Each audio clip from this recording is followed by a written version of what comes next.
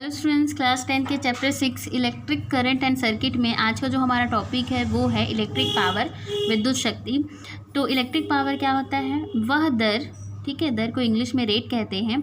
तो वह दर जिस पर विद्युत ऊर्जा किसी अन्य प्रकार की ऊर्जा में रूपांतरित हो जाती है विद्युत शक्ति कहलाती है। ठीक है, कोई भी इलेक्ट्रिक एनर्जी है वो किसी टाइम पे, ठीक है, किसी टाइम पे इलेक्ट्रिक एनर्जी किसी दूसरे टाइप की एनर्जी में अगर कन्वर्ट हो जाती है, चेंज हो जाती है, तो वो क्या कहलाएगी? इलेक्ट्रिक पावर या फिर विद्युत शक्ति कहलाएगी। ठीक है, टाइम के ऊपर, ठीक है, ये टाइम के ऊपर डिपेंड करता है कि कोई भी इलेक्ट्रिक एनर्जी जो है किसी दूसरे टाइप की एनर्जी में कन्वर्ट हो रहा है तो वो क्या कहलाएगा? उसका विद्युत शक्ति कहलाएगा। ठीक है, या फिर अगर हम इसको सिंपली डिफाइन करना चाहें तो क्या कह सकते हैं? कार्य करने की दर को शक्ति कहते हैं। ठीक है, या फिर इसका एक और डेफिनेशन है, किसी विद्युत परिपथ में ऊर्जा हानि, ठीक है, ऊर्जा हानि की दर को भी विद्युत शक्ति कहते हैं। ठीक है, मान लीजिए कोई भी इलेक्ट्रिक सर्किट है, उसमें किसी टाइमिंग पे, ठीक है, कोई भी टाइमिंग है उस पे एनर्जी का जो लॉस हो रहा है वो क्या कहलाएगा? विद्युत शक्ति कहलाएगा। ठीक है, अब ये जो इलेक्ट्रिक पावर है, विद्युत शक्ति है, उसको पी से डिनोट करते हैं, पी से प्रदर्शित करते हैं और इसकी यूनिट क्या होती है? वाट होती है। ठीक है, WATT वाट होती है। अब इसके लिए हमको फॉर्मूला जब निकालना है, ठीक है, कैसे निकालेंगे हमने डेफिनेशन में क्या कहा कि किसी टाइम पे जितना हम कार्य करते हैं, ठीक है, कार्य करने की दर को क्या कहते हैं? शक्ति कहते हैं। तो पावर इज इक्वल टू क्या हो जाएगा? Work done upon time. ठीक है, तो इसको हम कैसे लिख सकते हैं? P इज इक्वल टू क्या लिख सकते हैं? W/T लिख सकते हैं, है ना। पावर के लिए P, वर्क डन मतलब वर्क के लिए W और टाइम मतलब T। ठीक है, अब आप जानते हैं विद्युत विभव V इज इक्वल टू क्या होता है? W/Q होता है। ठीक है, विद्युत विभव अगर आप भूल गए होंगे तो मैं वापस से रिवाइंड करवा देती हूँ कि किसी अनंत बिंदु से, ठीक है, किसी अनंत बिंदु से एकांक धनावेश को विद्युत क्षेत्र के किसी बिंदु पर लाने के लिए, ठीक है, ये विद्युत क्षेत्र है, ये विद्युत क्षेत्र के किसी बिंदु तक लाने के लिए जो कार्य किया जाता है, ठीक है, एकांक धनावेश है, एकांक धनावेश है, इसको अनंत क्षेत्र से विद्युत क्षेत्र के किसी बिंदु तक लाने के लिए जो कार्य किया जाता है उसे क्या कहते हैं? विद्युत विभव, इलेक्ट्रिक पोटेंशियल कहते हैं। ठीक है, V is equal to W/Q। ठीक है, तो यहाँ पे अगर हमको वर्क निकालना हो तो हम क्या कर देंगे? W इज इक्वल टू क्या हो जाएगा? ये V जो है इधर आ जाएगा तो V इंटू क्या हो जाएगा? Q। ठीक है, V इंटू क्या हो जाएगा? Q। अब ये इसको मान लिए हम लोग इक्वेशन नंबर 1। ठीक है, तो अब यहाँ पे हमको देखिए W का वैल्यू जो है मिल गया, क्या मिला है? V इंटू Q मिला है। ठीक है, तो इस इक्वेशन नंबर 1 में हम W की वैल्यू को पुट कर देंगे। ठीक है, तो क्या हो जाएगा हमारा इक्वेशन जो है? P इज इक्वल टू क्या हो जाएगा? W की जगह पे क्या रख देंगे हम? V इंटू Q रख देंगे अपॉन T।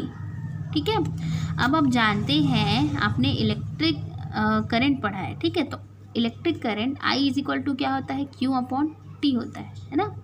इलेक्ट्रिक करंट मतलब क्या होता है? Q/T होता है, मतलब जितने टाइम पे जितना आवेश जो है किसी एक पर्टिकुलर साइड से दूसरे साइड पे जाएगा वो क्या कहलाएगा? इलेक्ट्रिक करंट कहलाता है। ठीक है, तो यहाँ पे हमको दिख रहा है ये Q/T, है ना।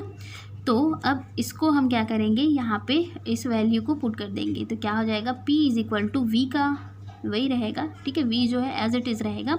ये Q/T है तो उसकी जगह पे हम क्या लिख सकते हैं? I लिख सकते हैं, है ना। तो यहाँ पे क्या लिख दिए हम? I लिख दिए, तो ये पावर इज इक्वल टू क्या हो गया? V into I। ठीक है, ये हमारा फॉर्मूला निकल गया।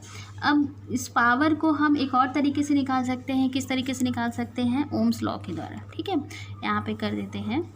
ठीक है, अब हमारा क्या निकला है? Power is equal to V into I निकला है। ठीक है, इसको हम ओम्स लॉ के थ्रू भी निकाल सकते हैं, ओम्स लॉ के थ्रू, ठीक है, bye Ohm's law.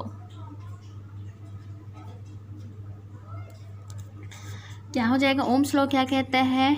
Ohm's law में क्या होता है? V is equal to IR होता है ना, ये ओम्स लॉ है।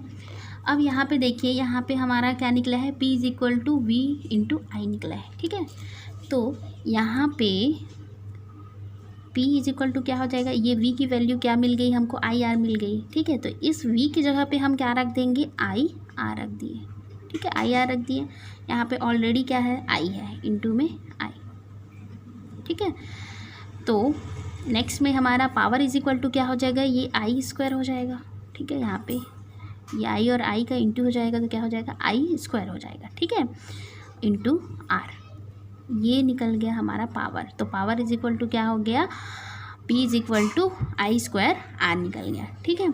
अब इसको एक और तरीके से हम देख ले सकते हैं। यहाँ पे अगर हम, ठीक है, इस साइड पे अगर हम R का मल्टीप्लाई और R का डिवाइड कर दें, ठीक है, एक और R का मल्टीप्लिकेशन और डिवाइड कर दे तो क्या हो जाएगा, P is equal to I square, ये R, ठीक है। इसको हमको मल्टीप्लाई करना है R से और डिवाइड भी करना है R से करना है, ठीक है। तो क्या हो जाएगा हमारा नेक्स्ट, ये हो जाएगा आई स्क्वायर और आर स्क्वायर हो जाएगा, ठीक है। इसको हम और किस तरह से लिख सकते हैं, ये क्या हो गया, आई स्क्वायर और आर स्क्वायर हो गया अपॉन आर, ठीक है। तो इसको हम इस तरह से ना लिख के क्या लिख सकते हैं, आई आर होल का स्क्वायर, है ना, अपॉन आर, ठीक है। अब आई आर की जगह पे हम क्या रख सकते हैं, यहाँ पे वी, ठीक है। ओम्स लॉ में क्या रख सकते हैं, यहाँ पे आई आर वी, ठीक है। तो यहाँ पे आई आर जो लिखा है इसकी जगह पे हम क्या रख सकते हैं, वी स्क्वायर अपॉन आर, ठीक है। तो ये हमको जो है 3 फॉर्मूला मिल गया, है ना। ये हमारा पहला फार्मूला, ये दूसरा फार्मूला और ये मिला है हमको तीसरा फार्मूला मिल गया, ठीक है। अब इसमें सब में क्या है, पावर निकालने के लिए दिया गया है, ठीक है। तो वो आपको कौन से फार्मूला को यूज़ करना है न्यूमेरिकल क्वेश्चन को सॉल्व करते टाइम, ये आपके क्वेश्चन के ऊपर डिपेंड करता है, ठीक है। अगर आपको क्वेश्चन में V की वैल्यू और I की वैल्यू दी गई है, ठीक है, मतलब विद्युत विभवांतर या फिर विभव दिया गया है और I दिया गया है उसकी वैल्यू और पावर निकालने के लिए बोला गया है, तो आपको ये वाला फॉर्मूला यूज़ करना है। अगर आपको क्वेश्चन में दिया गया है I की वैल्यू और R की वैल्यू, ठीक है, रेजिस्टेंस की वैल्यू दी गई है, प्रतिरोध की वैल्यू और विद्युत धारा की वैल्यू दी गई है, मान ऑलरेडी दिया गया है और आपको पावर निकालना है, तो आप ये वाला फॉर्मूला यूज़ करोगे, ठीक है। और अगर आपको V की वैल्यू दी गई है और R की वैल्यू दी गई है तो आप ये वाला जो है थर्ड फार्मूला को यूज़ कर सकते हो, ठीक है। तो इस तरह से आज हमने सीखा है इलेक्ट्रिक पावर को, ठीक है। तो ये जो है तीनों फार्मूला और कैसे सॉल्व हुआ है ये आई थिंक समझ में आ गया होगा आपको। तो इस तरह से आपको न्यूमेरिकल क्वेश्चन को इसके इलेक्ट्रिक पावर वाले सॉल्व करना है, ठीक है। Thank you.